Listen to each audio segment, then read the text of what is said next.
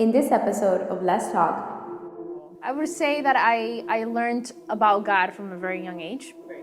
But it was more of this like idea of God, and like I knew He was there and He was watching over me. We like to say here, yeah, the process can go through you, the relationship can go through you, but like, did you go through it? Right, You know, like right. it doesn't matter if you're here or there. If you're not going through that relationship with God, it doesn't matter. Even though I knew about God, even though I can say I kind of had a relationship with Him because I knew about it, like, you know, as a teenager and as a little girl, I like prayed and I was able to kind of like, maybe not as I know now, but I was able to pray and talk to God in certain things. And hi guys. Hello. Thank you for joining us in another episode of Let's Talk. So today we're gonna talk about growing up in church and versus not growing up in church. So tell me, did you guys grow up in church or not? I didn't, I would say. So I grew up going to Catholic church with my aunts and my grandma, but it was more of a Easter Catholic. yeah, like a holiday, just going sometimes and like a ritual, more or less. But I wouldn't say it was a big part of my life. I went to Catholic church very, as well as Vivi, very Easter Catholic is what I like to call it, when you go randomly. Maybe you go on Easter or you go Christmas. I hated it, but I would just go. And then I came to Canaan at a very early age, but it wasn't an every Sunday type of thing. So I kind of did. I kind of did it. I was there, kind of not. I did grow up going to a super Catholic all girls nun school. I would say that I learned about God from a very young age. Right. But it was more of this like idea of God, and like I knew He was there and He was watching over me, and I knew I needed to be good and not bad. And all that entailed, but so I did grow up going to this Catholic church and going to Sunday mass. So it was part of my life, but it was very Distant. yeah, it was very distant. Like it was I am a Catholic. I knew I had to say that. I knew that it was what I did on Sundays. I knew that it was the kind of school that I went to. I knew that I needed to be good. I needed to acknowledge God, but it was distant. It was more like a ritual. It wasn't really anything that was happening really inside. It was more like it was here. The image like, of Him. The image of Him and the idea, I think, of God. Yeah, I always grew up knowing, there's a God, there's someone above you, but it was never a thought of he's the one who controls your life. He's the one that you need to go to. You live your life, then on Sunday, it's God, and then from 9 a.m. to 12, and then the rest of the Sunday was, who are you? So it wasn't a very, I would say, conviction. I didn't have I would do my thing. I didn't think about it. I didn't feel any guilt necessarily when I did do things that I knew I wasn't supposed to. It was very just Sunday. So me, I did grow up in church. Since I can remember pretty early on. Well, my mom, according to my mom, she says that my parents actually started going to church because they had kids.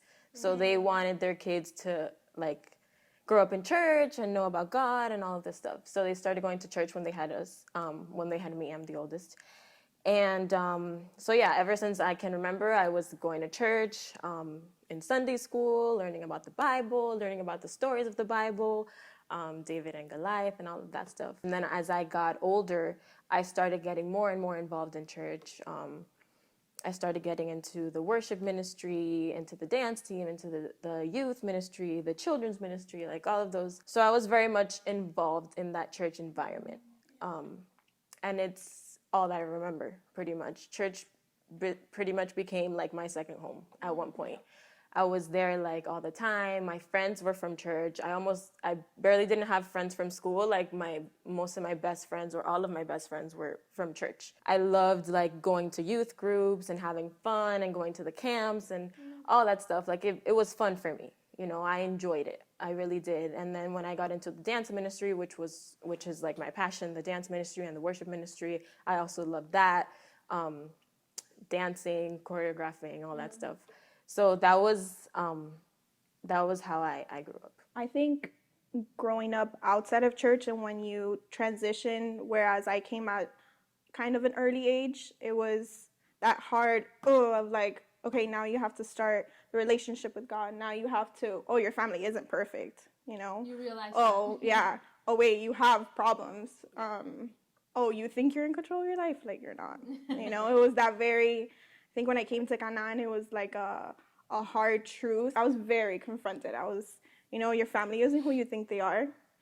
Your problems are problems. They're not just little things that come here and there. No, there's a root to things. So when you come from a place that wasn't there before, it's a very hard thing to set into, because I feel like before I never ever focused on my problems. When I got here, I was like, oh my God, I have so many. I started kind of blaming the fact that I got here. I was like, the church brought this out of me. The church, I was like, oh God, like, why was there never any problems before and now there is? Because I think it was because it was such an early age. I was like, 13, 14? So that like idea of it's not a now thing, it's a before thing. You just realized it. Yeah, but I would blame, Right. oh God, like, why are you bringing this out? Yeah. And that's what we usually tend to do, which is blame God. We usually tend to, when we see that problems are coming, we tend to do that. Like, God, why are you bringing this upon my life if I have you? And for me, it was a lot of like similar issues in the sense of, even though I did grow up in church, I still saw a lot of issues in my home. My parents were always like involved also in the church. They were, at one point, they became the leaders of, like, we were in the ministry group or whatever you call it. And still seeing that that dysfunction in my home was also brought a lot of pain. Even though I knew about God, even though I can say I kind of had a relationship with him because I knew about it, like, as a teenager and as a little girl, I like prayed, and I was able to kind of, like, maybe not as I know now, but I was able to pray and talk to God in certain things, and I would see this at my house, and I'm like, what is going on, So it goes to show that it doesn't have to do with being in church or not being in church or growing up in church. It's more, we all have and are going to have issues. And it's, I guess, how we learn about them. Like you were saying, like, you learned about them when you got to church. And when I got to a certain age, I was able to see them. And then I was able to, talk about them and see, wow, okay, what is going on? Like, what is the true dysfunction? What is the true root of the problem that is going on in my house, and how is it affecting me? Yeah. Because then I started making decisions, even though I was in church, I started making decisions that might not have been the best decisions for me, with relationships and all of that stuff that I knew were going to affect me somehow. Yeah. So it was up to me to now deal with them and deal with the pain that it had caused. Yeah. To me, I knew about my family's dysfunction since I was like 2. Like, I knew there are problems here. I knew that this is not the way that it's supposed to be. So even though I knew about God, and I did have conviction, that I knew what was right and what was wrong. And whenever I made a mistake, I knew God was watching over me, and I felt guilt. It's not the true conviction that I have today, but I always knew. And I knew I was just kind of like hoping he's hearing me, and like, I'm going to say sorry, hope you're there. But I knew about my family's dysfunction from the very beginning. I grew up with a lot of drug addictions in my house, and alcohol addictions, and a lot of problems that affected me since I was little. A lot of things that I said I would never do, I ended up doing. So not growing up with my family having a real relationship with God, it kind of led me to in that path of struggling with those addictions. So to me, coming to a Christian church and taking a different direction in my life was when I was faced with a lot of problems that I knew I needed solutions for, and I knew I wasn't going to make it happen. So that's when I sought to have a relationship with God and to go to church. I knew that this ritual thing that I've been doing my whole life wasn't going to help, and that I needed to really seek God, and I knew He was there, and that if I went after Him enough, that He was going to help me and to listen to me. So that's when I started, going to church, and it changed everything in my life, and I allowed him to help me in those areas, and a lot of healing took place. I was able to forgive everything that was going on inside of me that led me into those addictions, into those issues. But I was able to let God in, and really let him, like you said, like really take lead in my life and not myself. So, you know, I experienced a lot of issues before going to church, like my whole entire life, a lot of pain, a lot of destruction, even though, you know, that's kind of like the upbringing that I had. I like what you were saying about you having that conviction when you did the bad things. And I think when I think back to everything that was going on, everything with my family, I also knew very early. I did know what was wrong, what was right. And I knew before anything had exploded what was going on. But I think when you grow up without that church dynamic, or like having the relationship of God, which what we learn here of, like, you know, there are certain things that God is placing in your life for a reason.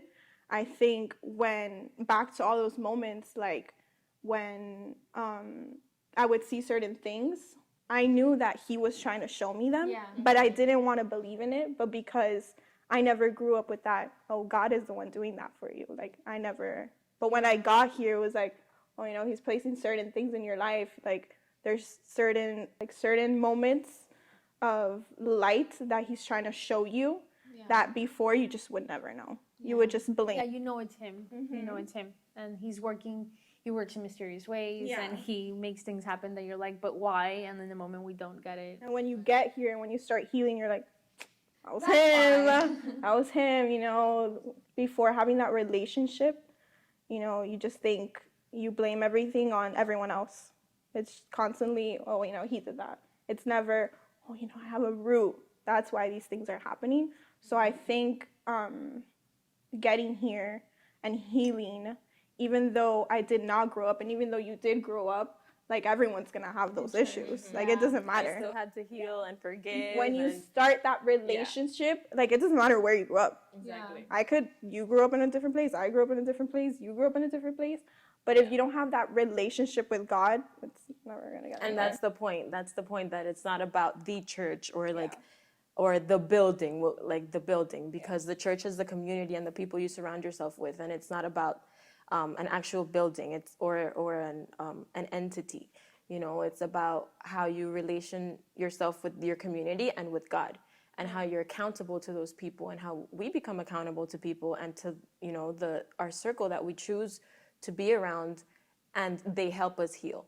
And we can be vulnerable, and we can, you know, talk about our issues, and know that they're listening without judgment, and know that people are listening to want to help us and want the best for us. And that's also very, very important, to look for a community of people that help you do that, you know, that help us heal and that help us get closer to God and not take us away. Yeah, it's cool that we're able to get to that point, to realize that it doesn't matter where we come from or how we grew up, that no matter the actual point is that if we don't have God in our lives, then we're going to end up in a dark place, and we're going to end up hurt, and we're going to end up with a lot of issues in our lives. And a lot of people think, oh, but you grew up in church, you know, so you have it easier, or you grew up in church and like right, you picture perfect, or what you thought was perfect, you know, like in your life.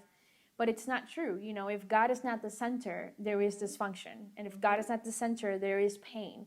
If God is not the center, there are issues. And that was my case. Even though I did grow up in church, God still was not the center of my home and of my family. Yeah, and even when I did get here early on, I think it took a lot of years for it to actually build that relationship. So, you know, what we're saying is very true, because we like to say here, the process can go through you, the relationship can go through you, but, like, did you go through it? Right, you know, like, it doesn't matter if you're here or there. If you're not going through that relationship with God, it doesn't matter. Yeah, it won't matter at all. I think that it's so important to realize that the only person who can help is God, you know, and that God and community, like you said, being able to grow up in church or not, like, the point is to be able to acknowledge that we all need the Lord. Like, we all need Jesus. You know, we all need him in order to be able to come out of whatever addiction or whatever issue or whatever pain that we've been struggling with and dealing with, and that whether you grew up in churches doesn't exempt you from going through difficulties, you know. And I'm grateful. You know, you mentioned the process. I'm grateful for Canaan because I know that it wasn't until I experienced healing in my heart and in my life I was able to start walking, you know, in freedom. So there is hope, you know, to be able to walk in freedom and walk in healing and not carry everything that we grew up with, you know, because I think that's the core dynamic of going through a healing process is going back and healing those things. You cut the chain. Cut the chain and say, okay, maybe I grew up in a dysfunctional home with a lot of addictions, but I'm breaking that, you know, today. That my family it's not gonna deal with that because I no longer struggle with alcohol and drugs, you know, and whether it is religion or whatever it is, you know, we're cutting that. We have to be, I think, we have to be willing to surrender. Like, we have to be willing to just, you know, put our hands down and say, okay, God, I thought I was doing good. I thought my life was going good. You know, I thought I was controlling it like I was supposed to, but I really wasn't. And surrendering and, you know, letting God into our hearts and being able to, you know, heal all those wounds is what's going to make us, you know, that is the hope. Even if we, you know, we're all here, we've all healed, it doesn't mean that there's not going to be things that keep going, you know, like we're all going to struggle with this. You're still going to have a fight with your spouse. You're still going to have a fight with your friend. But it's the conviction of knowing that even if you are going through things, like, because you allowed God into your heart and you allow him to heal those things, you're not going to be perfect. No one's ever going to be perfect. Preacher girl. Yeah, but you're always going to go through things, but he's always going to be at your side. Yeah. And he always was, but you weren't extending that hand. Him, right? Yeah, like I would never before, like if I think about, it was very early on, but I would never extend that hand. Yeah. And now knowing and having that relationship with God, you know, like, you know, he's there. Yeah. To just put your hand out. Mm-hmm. Yeah. He's be willing to not always put that blame on God. You know, we have to stop doing that. Easy. Get rid of that and be able to, like I said, surrender and not be like, okay, now that I surrendered, if something bad happens, I'm blaming God again. Yeah. You know, stop, like, be able to recognize that it's not his fault, like we like to say, and find the root. Find the root. Deal with it. And heal. Let him. Mm-hmm. Let him. I think that we don't have the strength nor the power to fix any of these monsters and these things that we have dealt with and experienced in our lives. Only he can. So as long as we're walking with him and as long as we're letting him lead our lives, because we have a control issue. I have a control issue. You know, I wanna lead. I wanna know what's the next step. I wanna be able to take control. But it's a beautiful place to be in, to just let go and be like, God, this is what I dealt with. I'm bringing you all my mess. Yep. Help me deal with it and cut the chain, like you said. Find Stop the peace in the storm and learn from it. Let go and let God. Yeah. Well, thank you guys so much for joining us in this talk. We had our special guest, Cami. Thank you for joining, Cami. She was here with us today, so thank you so much, and we'll see you soon. Thank you for watching this episode of Let's Talk. Don't forget to comment, like, and subscribe to our channel. We'll see you next Thursday.